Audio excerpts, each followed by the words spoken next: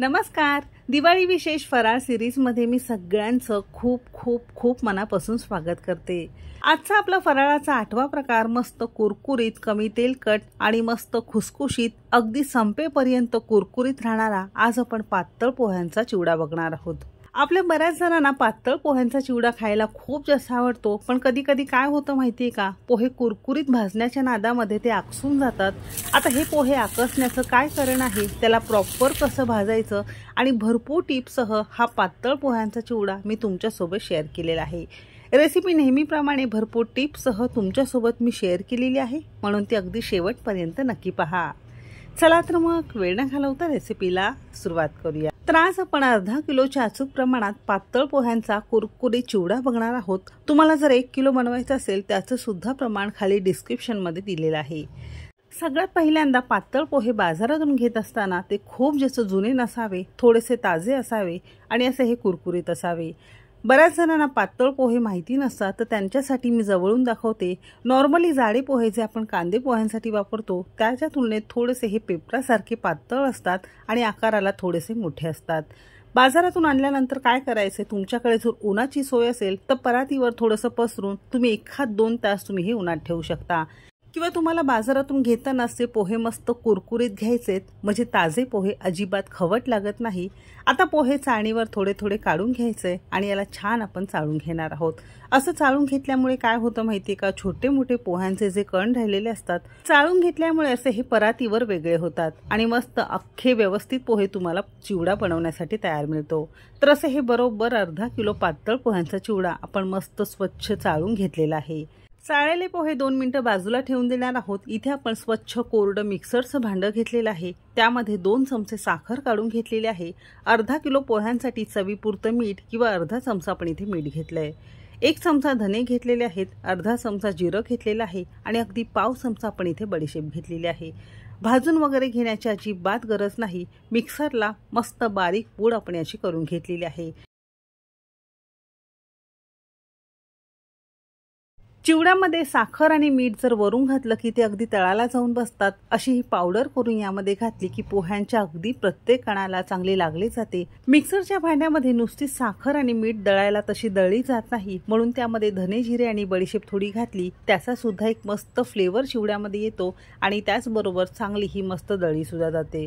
म्हणून असं ही सगळी जिन्नस मिक्सरला आपण मस्त बारीक पूड करून घेतलेली आहे, म्हणजे अशी ही छान पावडर आपली मस्त चिवड्यामध्ये एकजीव होईल आणि त्याला अगदी छान चव येते. दुसरीकडे अर्धा किलो पातळ पोह्यांच्या चिवड्यासाठी पुरेल इतकी मोठी घरातली कढई घेतलेली आहे. तुमचा जर 1 किलोचा असेल, तुमच्याकडे मोठी कढई नसेल तर घरातला कोणताही टोप जरी घेतला तरीही चालू शकेल. तर सुरुवातीला अशी ही कढई आपण छान गरम करून घेतलेली आहे. अर्धा किलो पातळ पोह्यांच्या चिवड्यासाठी अर्धा कप किंवा 150 ml आपण इथे तेल घेतलेलं आहे आणि अर्धा किलो पातळ पोह्यांच्या चिवड्यासाठी इतकं तेल अगदी परफेक्ट आहे.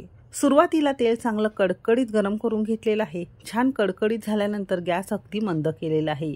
इथे आपण अर्धी वाटी आणि वजनी म्हणाल तर साधारणतः 100 ग्राम प्रमाणात कच्चे शेंगदाणे घेतलेले आहेत. सुरुवातीला कडकडीत तेल गरम असावं, शेंगदाणे घातल्यानंतर गॅस अगदी मंद असावा आणि मंद गॅसवरच आपण शेंगदाणे छान फुटेपर्यंत, अगदी आतपर्यंत कुरकुरीत होईपर्यंत छान 1-2 ते 3 मिनिटं वर खाली करत छान तळून घेणार आहोत. तुम्ही इथे बघू शकता, खूप जास्त करपवायचं नाही, मात्र याला छान कुरकुरीत तळून घ्यायचं आहे. तर साधारणतः 3 ते 4 मिनिटं अगदी मंद आचेवर खरपूस लालसर असे शेंगदाणे आपण छान तळून घेतलेले आहेत आणि वेगळ्या एका ताटामध्ये काढून घेतलेले आहेत. शेंगदाणे मस्त तळून झाल्यानंतर अगदी सारख्याच वाटीने आणि अर्धा कप आणि वजनी म्हणाल तर साधारणतः 100 ग्राम प्रमाणात सुकं खोबरं अगदी पातळ पातळ उभे चिरून घेतलेले आहेत.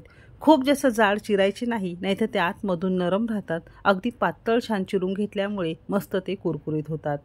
रंग हलकासा बदलायला लागला की खोबरं आपण काढून घेतलेलं आहे आणि सारख्याच तेलावर इथे आपण अर्धी वाटी आणि 100 ग्राम प्रमाणात भाजलेली डाळवं घेतलेली आहेत. आता ही चणा डाळीपासून तयार झालेली डाळवं ऑलरेडी भाजूनच असतात, म्हणून याला खूप जास्त तळायचं नाही. साधारणतः 1-1.5 मिनिटं अगदी मंद आचेवर हलक्याशा बदामी रंगावर तळून घेतलेला आहे आणि याच ताटावर काढून घेतलेला आहे. आता याच तेलावर इथे आपण अर्धा चमचा मोहरी घेतलेली आहे। मोहरी छान फुलल्यानंतर इथे आपण एक 5-6 हिरव्या मिरच्या उभ्या तिरक्या चिरून घेतलेल्या आहेत। चिवडा जर सकाळी बनवायचा असेल तर रात्रीच तुम्हाला अशा या मिरच्या चिरून अशा थोड्याशा पंख्याखाली पसरून ठेवायचं आहे, म्हणजे यातलं सगळं पाणी कमी होतं। चिवड्यामध्ये असं घातलं की तुमचा चिवडा अजिबात नरम पडत नाही। त्याच पद्धतीने एक 15 ते 20 कढीपत्त्याची पानं सुद्धा मिरच्यांबरोबर आपण थोडी सुकून घेतलेली आहे।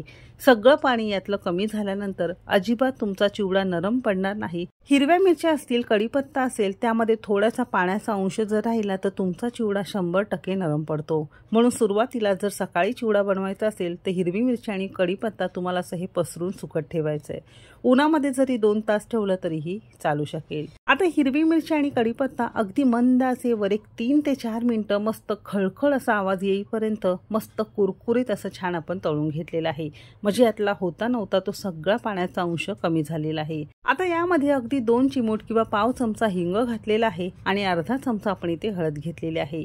ही सुद्धा अगदी मंद आचेवर काही सेकंद आपण रंग न बदलता परतून घेणार आहोत। खूप जास्त करपवायचं नाही, नाहीतर चिवडा तुमचा थोडासा काळपट होतो। आता या साईडला मगाशी आपण शेंगदाणा असेल, डाळवा असेल, खोबरं असेल तळून ठेवलेलं होतं ते घातलेलं आहेत आणि त्याचबरोबर साखर असेल, मीठ असेल आणि मसाल्यांची जी पावडर मिक्सरला करून घेतलेली होती ती सुद्धा घातलेली आहे। चांगले एकजीव करून घ्यायचं आहे आणि गॅस आपल्याला इथे बंद करायचा आहे। गॅस बंद करूनच हे सगळं करायचं आहे आणि अशी ही छान फोडणी आपली झाल्यानंतर आपल्याला साधारणतः एक 2 ते 3 मिनिटं अजिबात गॅस ऑन करायचा नाही। ही फोडणी हलकीशी आपल्याला कोमट करून घ्यायचं आहे। हे का करायचे ते पुढे व्हिडिओमध्ये मी तुम्हाला सांगणार आहे। तर साधारणतः इथे 3 ते 4 मिनिटं झालेली आहे। हलकं फोडणीला गरमपणा आहे।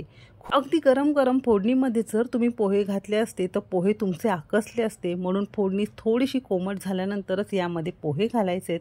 पोहे घालताना सुद्धा गॅस आपला बंदच आहे, लक्षात असू द्या।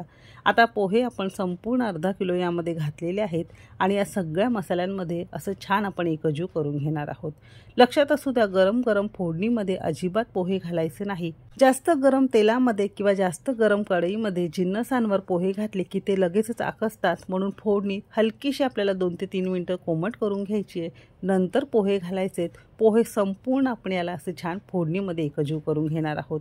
एका पळीने जमत नसेल तसे हे 2 पळीने तुम्ही करू शकता, पण हे तुम्हाला असं छान एकजीव करून घ्यायचं आहे। पातळ पोह्यांचा चिवडा बनवताना एक गोष्ट लक्षात ठेवायची आहे, पातळ पोहे अतिशय नाजूक असल्यामुळे खूप हळूहळू अगदी नाजूक हाताने आपल्याला हे छान एकजीव करून घ्यायचं आहे। तुम्ही इथे बघू शकता प्रत्येक पोह्याला हळद आणि सगळे मसाले छान लागले गेलेले आहेत। आता या साईडला गॅस आपण चालू केलेला आहे आणि मध्यम आचेवर अगदी तळापासून ढवळत प्रत्येक पोहे आपण मस्त भाजून घेणार आहोत। असं केलं की अजिबात तुमच्या पोह्यांचा चिवडा आकसत नाही, मस्त तो कुरकुरीत राहतो। हीच आहे आपली पोहे न आकसता चिवडा बनवण्याची योग्य पद्धत। तुम्ही इथे बघू शकता मस्त आपले हे पोहे छान झालेले आहेत। साधारणतः मध्यम आचेवर एक 5-6 मिनिटं आपण मस्त हे परतून घेतलेले आहे। रंग खूप जास्त बदलायचा नाही। लगेचच गरम असताना पोहे परातीवर किंवा मोठ्या ताटावर काढून घ्यायचं आहे, कारण यामध्ये जर ठेवले तर पोहे आकसण्याची भीती असते।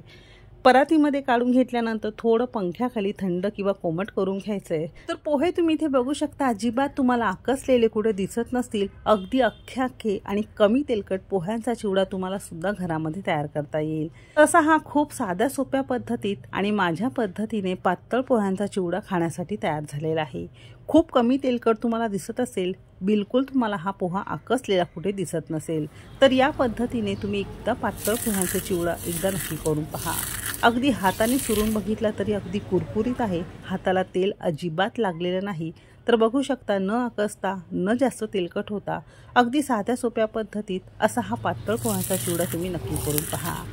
तर आजची ही मस्त कुरकुरीत रेसिपी तुम्हाला कशी वाटली कमेंट करायला अजिबात विसरू नका। रेसिपी कोणत्या शहरातून बघताय ते सुद्धा नक्की सांगा।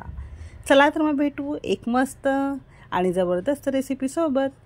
तोपर्यंत मस्त खा आणि स्वस्त रहा।